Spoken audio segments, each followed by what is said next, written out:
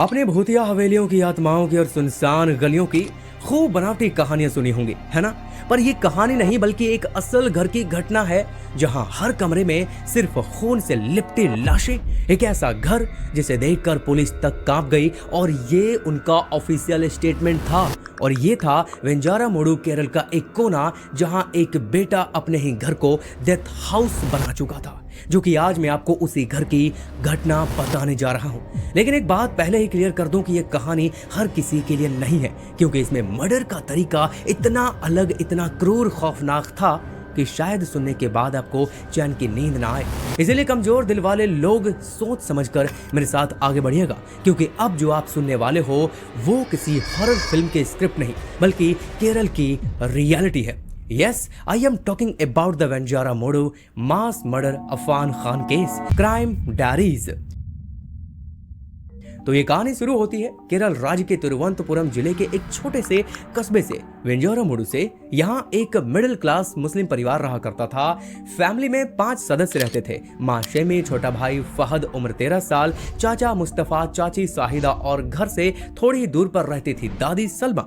अफान घर का बड़ा बेटा था जो कि 23 साल का और कुछ साल पहले ही सऊदी अरब गया था अपने पिता के पास। उसके पिता कार एक्सेसरीज का वहीं पर बिजनेस चलाते थे। अफान ने वहां पे कुछ वक्त अपना काम किया, लेकिन ज्यादा कुछ हासिल नहीं कर पाया और वो जल्द ही भारत लौट आया।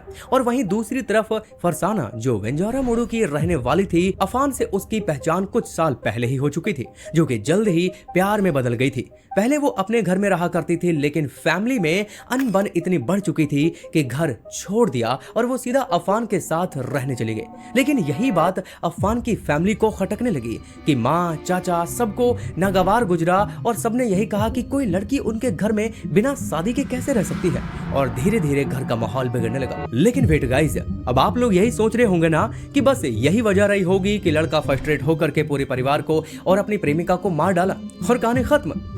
लेकिन नहीं गाइस, ये तो बस शुरुआत थी, कहानी अभी बाकी है।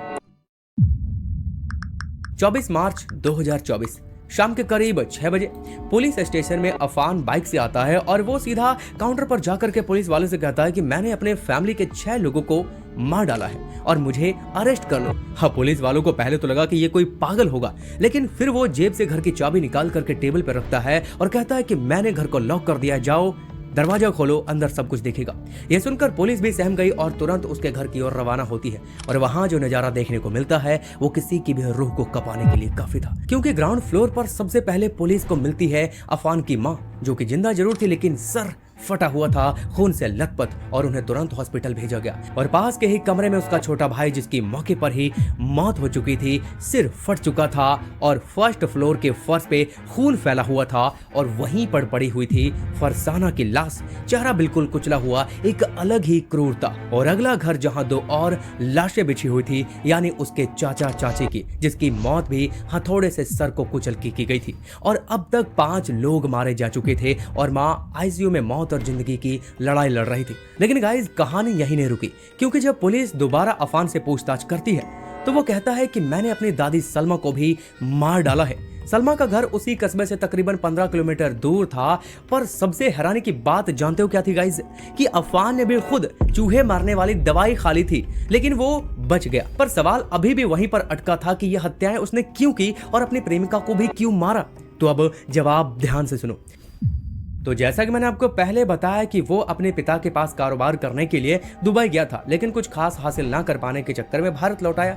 और भारत आने के बाद उसने सोने की तस्करी, छोटे मोटे बिजनेस में पैसा लगाना शुरू किया, जो कि डूबता चला गया और धीरे धीरे 5 से 6 लाख का कर्ज हो गया। जब उधार देने की बात आई, दबाव बनाने लगे लोग, तो उसने घर वालों से, रिश्तेदारों से मदद मांगी, लेकिन किसी ने कुछ खास मदद नहीं की। और हाँ, इसी बीच उसने अपनी जेब से भी शादी करने का फैसला कर लिया, लेकिन घर वालों ने इनकार किया, क्योंकि अब उसकी माँ भी काफी बीमार रहने लगी थी। और अब यहीं पे वो काफी अकेलापन और प्रेशर फील करने लगा था कर्जदारों का। और एक दिन इसी खुन्नक में आकर के हथौड़ा खरीदा और सबके सर फोड़ के निर्मम हत्या कर दी। और सबसे हैरानी की बात जानते हो क्या थी? कि उसने अपनी जीएफ की भी हत्या इस सोच में आके की कि अगर मैं इस दुनिया में नहीं रहा तो वो किसी और की नहीं होनी चाहिए, क्योंकि वो भी चूहे मारने की दवाई खा चुका था। और इस केस का सीधा मोटिव अब यही निकलता है गाइज, कि अगर कोई इंसान मानसिक या आर्थिक तंगी से जूझ रहा हो तो उसकी बात सुनो, बात करो, उसे समझाओ समझाओ और जरूरत पड़े तो दिलासा दो और मदद दिलाओ। और हाँ, बिना इमोशनल फाइनेंशियल स्टेबिलिटी के रिलेशनशिप आपको बर्बादी की ओर लेकर के जा सकता है। पहले स्टैंड आउट करो। और सबसे बड़ी बात, आईपीसी 302 में हत्या की सजा फांसी तक हो सकती है। So be safe, be careful, bye.